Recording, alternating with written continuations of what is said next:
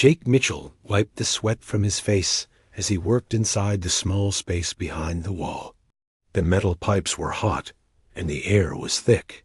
He had been fixing the ship's air system for 3 hours now. His back hurt, but the job was almost done. The ship was called Aurora's Dawn. It was big and new, flying through space toward an alien planet.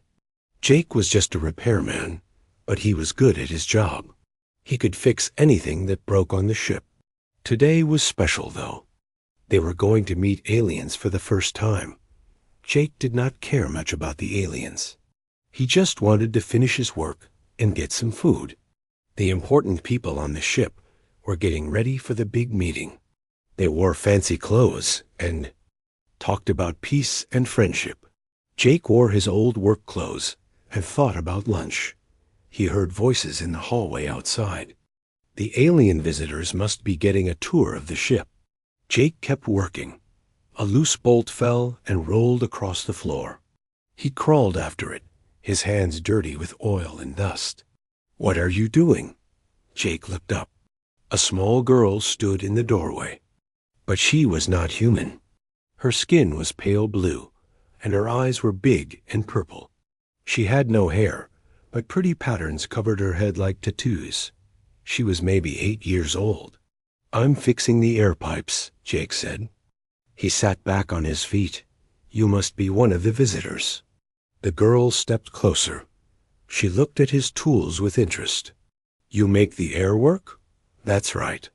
These pipes carry clean air all over the ship. Without them, we can't breathe." Jake picked up his wrench. "Are you lost? Your family is probably looking for you. I wanted to see." The girl pointed at the pipes. "How does it work?" Jake smiled. He liked it when people asked about his work. Most people just wanted things to work. They did not care how. "See this pipe here? Air goes through it. But there was a crack, so some air was getting out. I put a new piece here to fix it." The girl nodded. Her purple eyes were very bright. "You are smart. Just good with my hands." Jake started to pack. His tools. "What's your name?" "Lyra." She sat down next to him. "You smell different from the others." Jake laughed. "That's because I work with machines. The fancy people upstairs smell like soap and flowers. I smell like oil and metal." Lyra leaned closer to him. She took a deep breath. "I like it better." "Well?" "Thank you." Jake stood up. "But you really should go back to your group. They will worry about you." Lyra stood too, but she did not move toward the door. Instead, she stepped closer to Jake. "Can I see your hand?"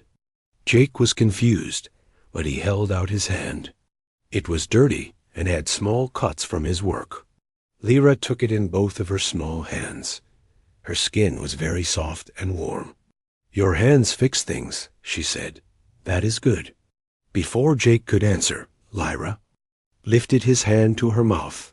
She bit down on his finger, not hard, but firm. Jake felt her small teeth break the skin.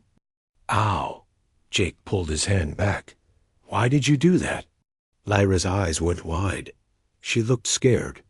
"Oh no, no. It's okay. It's just a small bite." Jake looked at his finger.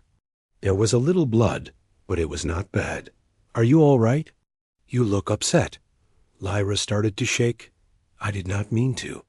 I liked you, and I wanted." She began to cry. Jake felt bad for the little girl. He knelt down to her level. "Hey, it's okay. It doesn't hurt much. See?" He showed her his finger. "Just a tiny bite." But Lyra cried harder. "You don't understand. I bonded with you. I made you my father." Jake blinked. "What? Lyra?" A woman's voice called from the hallway. It was loud and worried. Heavy footsteps ran toward them. 3 tall aliens rushed into the room. They all had blue skin like Lyra, but they wore fancy clothes with gold and jewels. The woman in front had a crown on her head. She saw Jake and Lyra and stopped. Her face went pale. Behind her, two alien men looked shocked. "Lyra, what have you done?" the woman whispered. "I'm sorry, Mother. I did not mean to. He was nice, and I liked him, and it just happened." The woman looked at Jake. Her eyes were the same purple as Lyra's, but much sadder. "Human, show me your hand." Jake held up his finger. The woman looked at the small bite marks and closed her eyes. "This is very bad," she said. More people came running. Captain Rodriguez arrived first, her face red from running. Behind her came Ambassador Baker and several other humans. "What's going on here?" Captain Rodriguez asked. Princess Lyra was supposed to stay with the group. The alien woman, who must be the Empress, looked at the humans. "There has been an accident. My daughter has bonded with this man." "Bonded?" Ambassador Baker stepped forward. "What does that mean?" The Empress took a deep breath. "In our culture, when a child bites someone and mixes their blood with ours, it creates a family bond. This man is now legally my daughter's father. The bond cannot be broken." The room went very quiet. Jake stared at the little girl, who was still crying. "I don't understand," Jake said. "I'm just a repairman. I can't be anyone's father. I don't know anything about kids." "The bond does not care what you know," the Empress said. "It only cares that it exists. By our laws, you are now part of our royal family." Captain Rodriguez grabbed Jake's arm. "We need to talk about this, now." But before anyone could move, Lyra ran to Jake and hugged his leg. "I'm sorry, Father Jake. I did not mean to cause trouble." Jake looked down at the small alien girl holding onto him. Her purple eyes looked up at him with hope and fear. Something inside his chest felt warm and protective. Maybe this was not the worst thing that could happen. The Empress watched them with a strange look on her face. "We must call for the Royal Council. This changes everything." Ambassador Baker looked like she wanted to faint. "How much does this change?" "Everything," the Empress said again. "This human is now a prince, and if he marries me, he will help rule our empire." Jake's mouth fell open. This was definitely not what he had planned for lunch. Outside in space, the stars kept shining. But for Jake Mitchell, repairman from Ohio, life would never be the same again. All because a little alien girl thought he smelled nice and wanted to show she liked him. Sometimes the biggest changes come from the smallest moments. Jake was about to learn that lesson very well. Jake sat in his small room and stared at the wall. 3 days had passed since Lyra bit him. 3 days of meetings, arguments, and people talking about him like he was not there. His head hurt from trying to understand it all. A soft knock came. At his door. "Father Jake, can I come in?" Jake sighed. "Come in, Lyra." The little alien girl opened the door slowly. She looked sad and tired. "Are you angry with me?" Jake patted the chair next to him. "No, kiddo, I'm not angry. Just confused." Lyra climbed into the chair. Her legs were too short to touch the floor. "Mother says the nobles are very upset. They think I made a mistake. What do you think?" Jake asked. Lyra was quiet for a moment. "I think you are kind. When I bit you, I felt your heart. It is good and warm. I do not think it was a mistake." Jake felt that warm feeling in his chest again. This little girl trusted him completely. It was scary, but also nice. "The problem is, I don't know how to be a father," Jake said. "I live alone. I fix machines. I eat food from cans." "That is okay," Lyra said. "I can teach you about being my father, and you can teach me about machines." Before Jake could answer, his door buzzed. Captain Rodriguez's voice came through the speaker. "Jake, we need you in meeting room 3. Now." Jake looked at Lyra. "Want to come with me?" Lyra nodded and took his hand. Her small fingers wrapped around his. Jake felt that protective feeling again. Maybe he could learn to be a father after all. They walked to the meeting room together.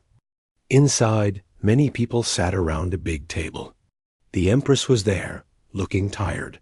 Ambassador Baker looked worried. Captain Rodriguez looked angry. Across from them sat 3 alien nobles Jake had not met before. They wore dark clothes and did not look friendly. The one in the middle had scars on his blue face. "Ah, the human arrives," the scarred alien said. His voice was cold, with the child who has caused so much trouble. Jake felt Lyra's hand squeeze his. "Who are you?" Jake asked. "Duke. Kane Mordock," the alien said. "I speak for those who believe this bonding is wrong." The Empress spoke firmly. "Duke Mordock, we have talked about this.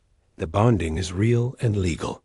"Legal, yes," the Duke said, "but wrong for our people. This human knows nothing of our ways. He cannot raise a royal child." Jake felt anger rise in his chest.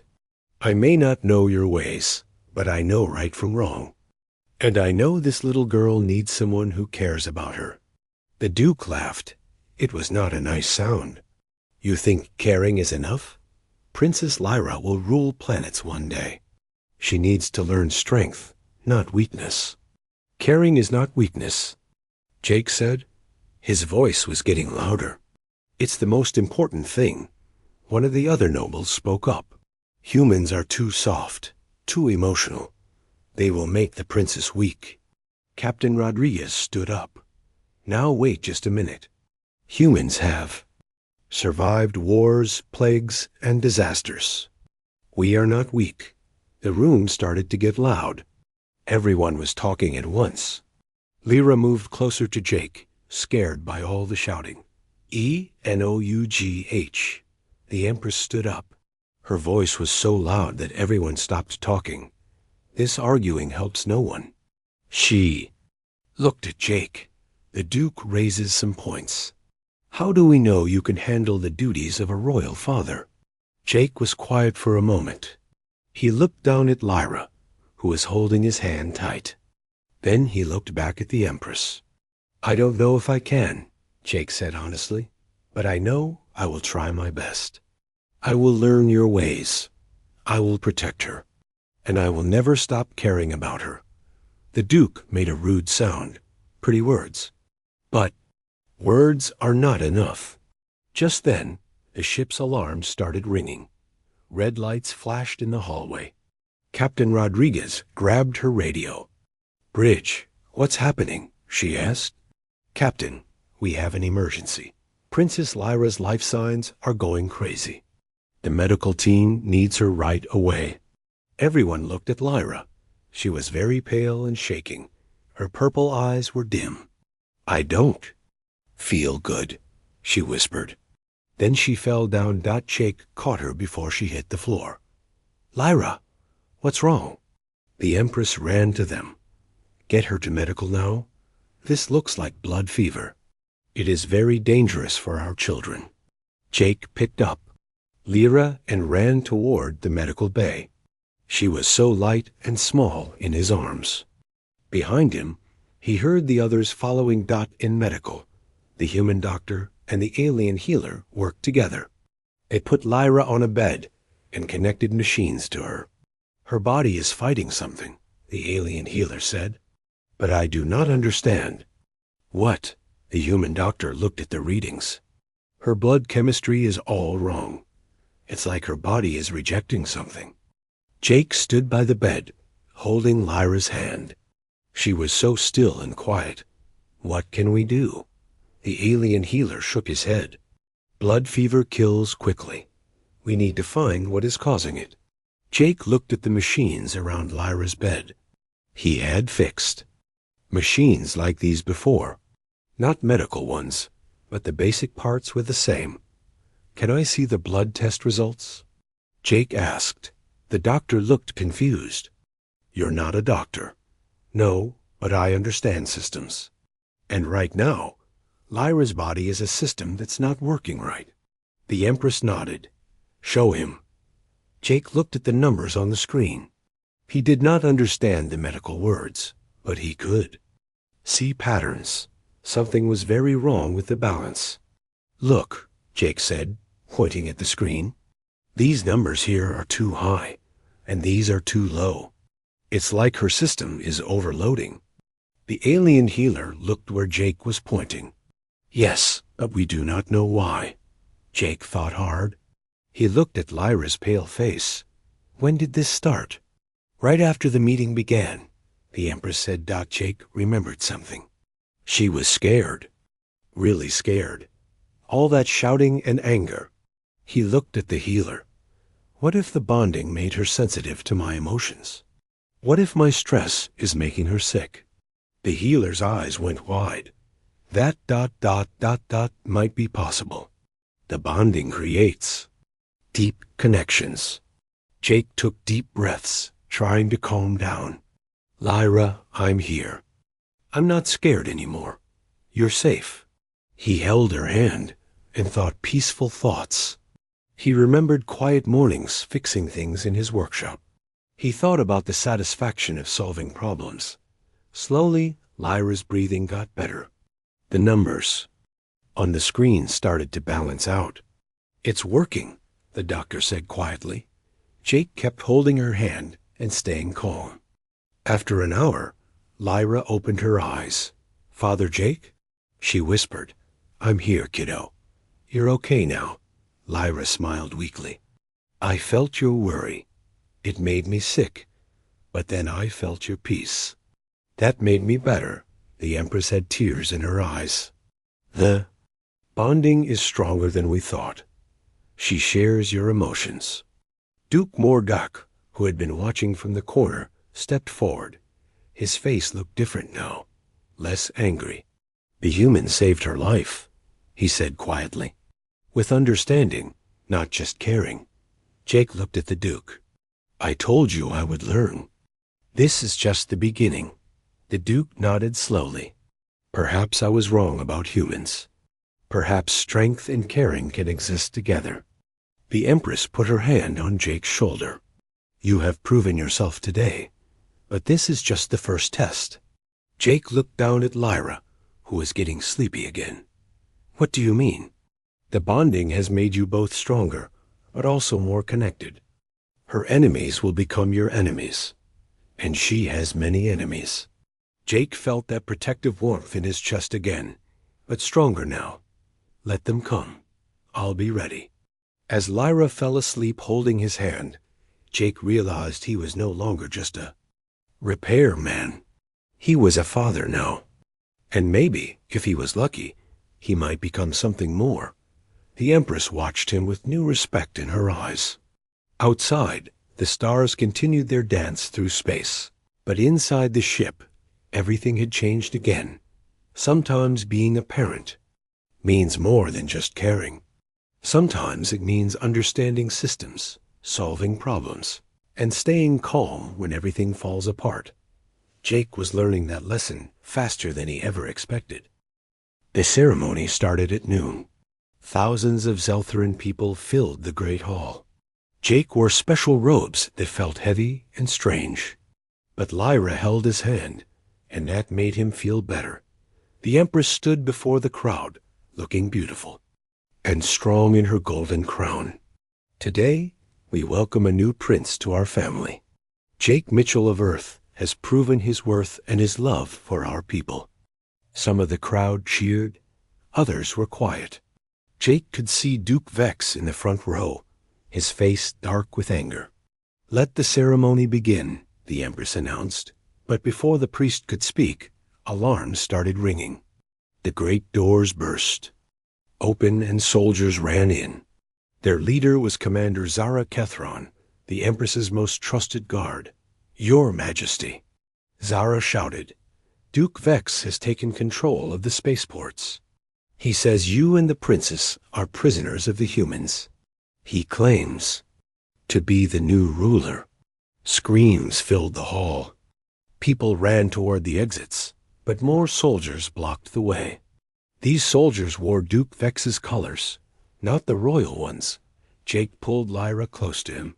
Stay with me, no matter what. Duke Vex stood up and smiled. Citizens of Zelthara, I have freed you from this human contamination. The so-called Empress has betrayed our people by bonding our future ruler to an alien. That's a lie, Jake shouted. Is it? Duke Vex pointed at Jake. This human has infected our princess with his alien emotions. He has sabotaged our technology. He seeks to make us slaves to Earth. The crowd was confused and scared. Some believed Duke Vex. Others stayed loyal to the Empress. Mother, Lyra whispered, I'm scared. Jake felt her fear through their bond. But he also felt something else. Lyra's psychic abilities were getting stronger because of her fear. Lyra, Jake said quietly, can you feel the minds of everyone here? Lyra nodded. It hurts. So much anger and fear. Can you tell who's lying? Lyra looked at Duke Vex. Her purple eyes got very wide. He is full of hate and lies. So many lies. Jake had an idea. Can you show everyone what you feel? I think so. But it will hurt. I'll help you. Jake took both her hands. We'll do it together. Duke Vex was still talking to the crowd. The human must be removed. The princess must be re-educated. Only then can our empire be pure again. Now, Lyra, Jake whispered. Lyra closed her eyes and concentrated. Jake felt her mind touch his, then reach out to everyone in the hall. Suddenly, everyone could feel what Lyra felt. They could sense the truth. Duke Vex's lies felt like poison in their minds. His hate was like a cold wind. But when they felt Jake's emotions, they found only love for Lyra and respect for their people. The crowd gasped. Many of Duke Vex's soldiers looked confused. Sorcery, Duke Vex screamed. The human is using alien mind tricks, but it was too late. The truth was out. Most of the people could now feel that Jake was honest, and Duke Vex was lying. The Empress stepped forward. Duke Vex Nalfara, you are guilty of treason. I am guilty of saving our people. Duke Vex pulled out a weapon. Guards, arrest them. All, but many of his soldiers threw down their weapons. We will not fight for lies, one of them said. Duke Vex's face got red with rage. Then you will die for them. He pointed his weapon at Lyra. Jake jumped in front of her just as Duke Vex fired. The energy blast hit Jake in the chest and knocked him down. Father Jake! Lyra screamed. Pain filled Jake's body like fire. He could barely breathe. But he could see Lyra kneeling beside him, tears running down her blue face. I'm okay, kiddo, Jake whispered. But he was not okay. The weapon had hurt him badly. The loyal soldiers attacked Duke Vex's remaining forces. The Great Hall became a battlefield. The Empress tried to reach Jake, but enemies blocked her way. Get him to medical, Commander Zara ordered her soldiers. As they carried Jake away, he saw Lyra's eyes begin to glow with purple light. Her psychic abilities were exploding outward, fueled by her fear and anger. Every person in the hall could suddenly feel her pain, her love for Jake, her rage at those who hurt him. The power was so strong that some people fell to their knees. Lyra, stop, the Empress called. You will hurt yourself. But Lyra could not stop. The power kept growing. Windows began to crack. The lights flickered in the medical room. Jake felt Lyra's pain through their bond. Even though he was badly hurt, he knew he had to help her. Get me back to the hall, Jake told the doctor. You cannot move. Your injuries are too serious. If I don't help her, she might destroy the whole palace. Jake tried to sit up and nearly fainted from the pain. Please, the doctor looked scared. I will give you something for the pain, but you could die. I'm going to die anyway if Lyra loses control. They put Jake on a floating bed and rushed him back to the Great Hall. The scene was chaos. Lyra stood in the center, purple light pouring from her eyes. Everyone else was on the ground, Overwhelmed by her psychic power, Duke Vex was trying to crawl toward an exit, but even he was affected by Lyra's mental storm. "Lyra!" Jake called out weakly. She turned toward him. The purple light got brighter. "Father Jake, I thought you were going to die." "I'm not dying, kiddo, but you need to calm down. You're hurting people." "I don't care. They hurt you." Jake understood. Lyra's protective instincts were as strong as his. "I know you want to protect me, but real strength is knowing when to stop fighting. I can't stop. The power is too big." Jake reached out his hand. "Then share it with me, like we shared the calm when you were sick." Lyra took his hand. Immediately, Jake felt the huge psychic energy flowing through her. It was like being hit by lightning. But he also felt her love and fear and need to protect. "It's okay," Jake whispered. "I'm here. We're both here." Let the power go slowly. Together, they let the psychic energy fade. The purple light in Lyra's eyes got dimmer. People around the hall began to sit up, looking confused but unhurt.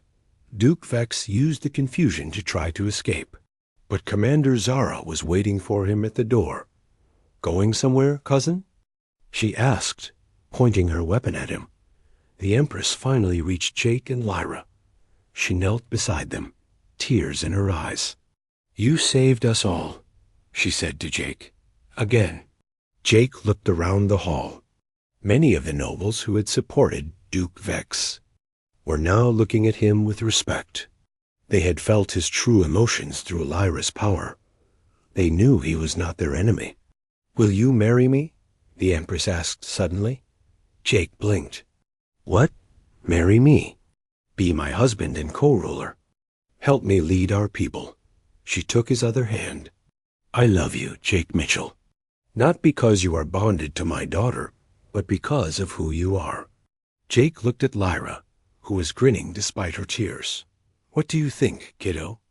"I think Mother has waited long enough to be happy," Lyra said. Jake looked back at the Empress. Her purple eyes were full of hope and love. Around them, the Zeltheran people were watching and listening.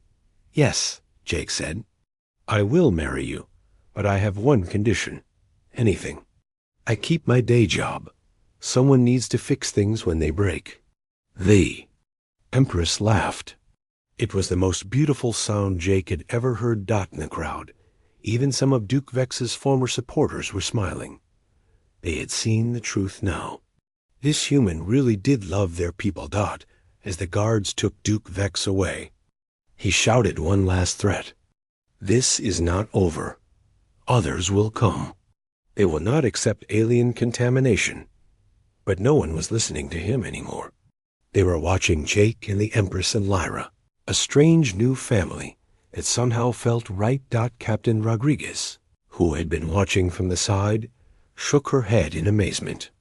"Jake," she said, "you realize you just became the Prince Consort of an interstellar empire."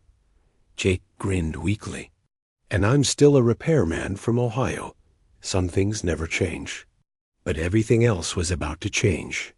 And for the first time, since this all started, Jake was ready for it. The bonding that began with a simple bite was becoming something much bigger.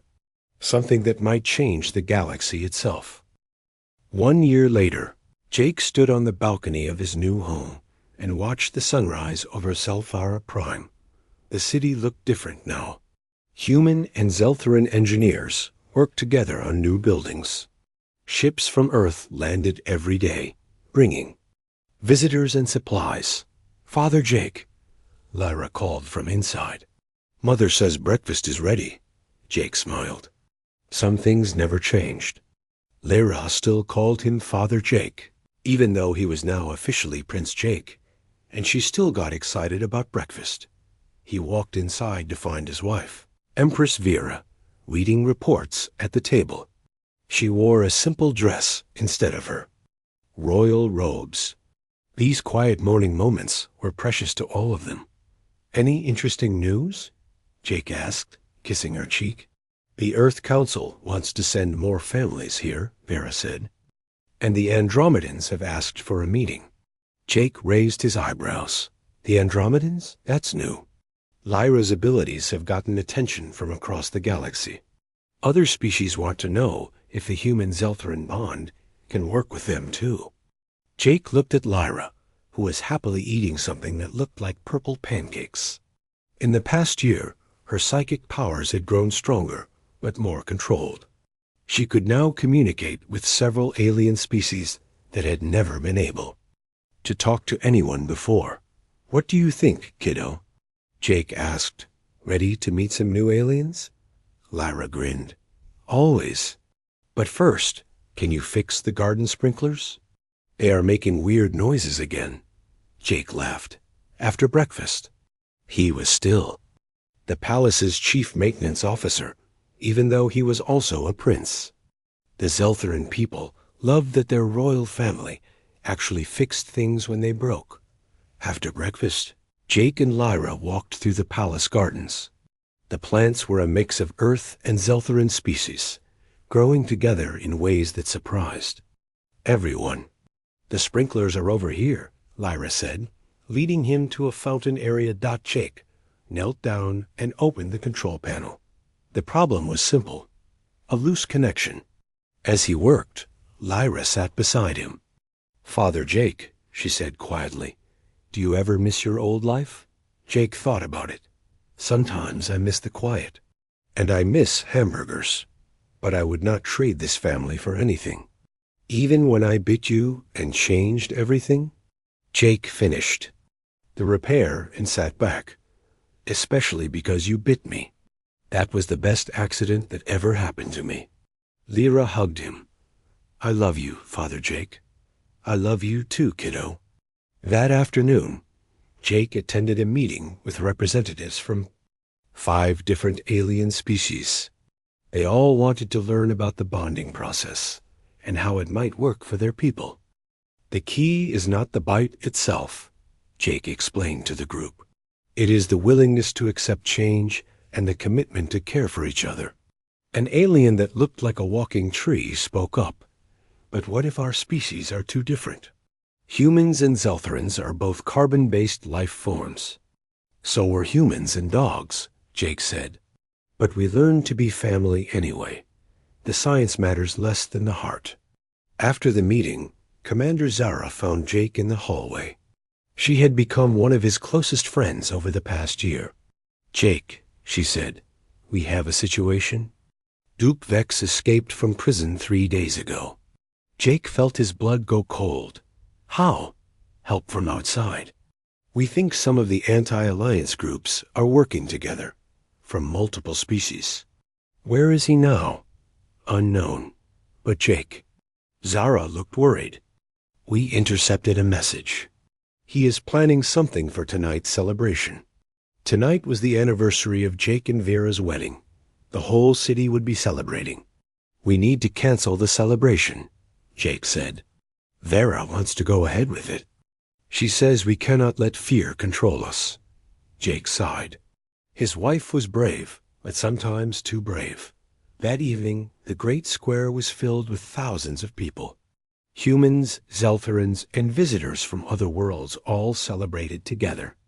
Music filled the air, and lights danced in the sky. Jake stood on the platform with Vera and Lyra, watching the happy crowd. But he could not shake his worry about Duke Vex. "You are tense," Vera said quietly. "The people can sense it. I just want everyone to be safe." Lyra took his hand. "I do not sense any danger, Father Jake. Just happiness." But as the evening went on, Jake noticed something. Several people in the crowd were moving in patterns that did not look random.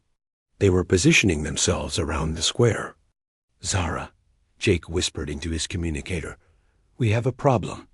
Before she could answer, the lights went out. The music stopped. In the darkness, screams began. "Stay close to me," Jake told Vera and Lyra. But in the chaos, someone grabbed Lyra and pulled her away. "Lyra!"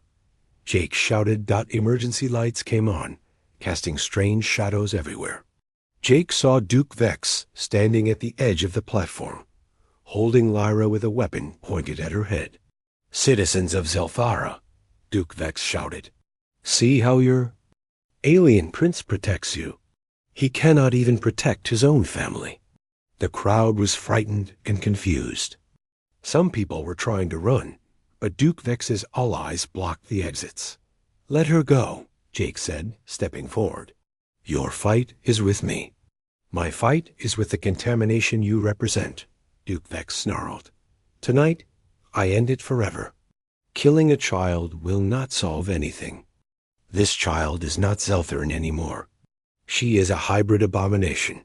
Better to end her suffering now." Jake felt rage building in his chest, but he also felt something else. Through his bond with Lyra, he could sense that she was not as helpless as she looked. "You are right about one thing," Jake said loudly. "She is not just Zeltharan anymore. She is something new, something better." "Better?" Duke Vex laughed. "She is weak and contaminated." "Show him, Lyra," Jake said. Lyra's eyes began to glow purple. But this time, the light was controlled and focused. She reached out with her mind, not to everyone in the crowd, but just to Duke Vex. Suddenly, Duke Vex could feel everything Lyra had learned in the past year. Her love for both humans and Zeltharans. Her hope for the future. Her understanding that differences made people stronger, not weaker. "No," Duke Vex whispered, his face going pale. "I will not be contaminated." But it was too late. Lyra's psychic touch had shown him the truth he had been running from. That hate and fear were the real weakness. That love and acceptance were the real strength. Duke Vex's weapon fell from his hand. He staggered backward, overwhelmed by feelings he had tried to suppress for years. I cannot." He gasped, then collapsed. Jake ran to Lyra and pulled her into his arms. "Are you okay?" "I am fine, Father Jake, but I think he is sick, in his mind." Jake looked at Duke Vex, who was curled up on the ground, crying. "What did you do to him?" "I showed him what he could be if he stopped hating." But his mind was not ready for it. Vera joined them, putting her arms around both Jake and Lyra. "Is he dangerous anymore?" Lyra shook her head. "He is too tired to hate now. Maybe someone can help him heal." In the crowd, people were standing up and looking around. Duke Vex's allies had given up when they saw their leader collapse. The celebration was starting to return as people realized the danger was over. "Citizens of Zelthara," Vera called out to the crowd, "tonight you have seen the true power of our new alliance. Not weapons or fear, but understanding and compassion." The crowd began to cheer. Not just the Zeltharans, but the humans and other aliens too. "My daughter showed mercy to someone who wanted to hurt her," Vera continued. "This is the future we are building together. A future where differences are gifts, not threats." Later that night, after the celebration finally ended, Jake sat in his workshop fixing a broken communicator. It was his way of relaxing after stressful days. Vera found him there. "Should I be jealous of your tools?" She teased. "Never," Jake said, pulling her close. "But they do not talk back like you do." Speaking of talking back, the Andromedans sent a message. They want Lyra to visit their home world next month. Jake sighed. More trips across the galaxy? More chances to build bridges between species. The kind of bridges only our family can build. Jake looked out the window at the city below. Ships from a dozen different worlds were landing and taking off. The spaceport that once only served Zeltharan vessels now welcomed visitors from across the galaxy. "Do you think we are doing the right thing?" Jake asked. "All this change? All this mixing of species?" "Look at Lyra," Vera said. "She is happy, healthy, and more powerful than any pure Zeltharan could be. She is proof that mixing makes us stronger." "And what about us?" Vera smiled. "I was a lonely empress ruling through duty. You were a lonely repairman living for work. Now we are a family ruling through love. I think that is better. Jake kissed her. Much better. As they held each other, they could hear Lyra in her room, talking to friends on Earth through her communicator. She was telling them about the new aliens she had met and the places she wanted to visit. Father Jake says the universe is like a big machine, Lyra was saying. All the parts are different, but they work together to make something wonderful. Jake smiled. His little girl understood. Outside, the stars shone down on a city where humans and aliens worked side by side, where children of different species played together, where love had proven stronger than fear. It had all started with a curious alien girl who liked the smell of machine oil and wanted to show affection to a kind human. One small bite that changed everything. Jake Mitchell, repairman from Ohio, was now Prince Jake of the Zeltheran Empire, husband to an empress, father to a girl who might help unite the galaxy, and he still fixed things when they broke. Because some jobs were too important to give up. In the distance, another ship was landing. Probably more visitors wanting to learn about the Human-Zeltheran alliance. More people hoping to find the same kind of family that had found Jake. He was ready for them. After all, he had learned that the most important repairs were not to machines, but to hearts. And there were always more hearts that needed fixing. The galaxy was full of broken things, but it was also full of people ready to help fix them, and that gave Jake hope for the future.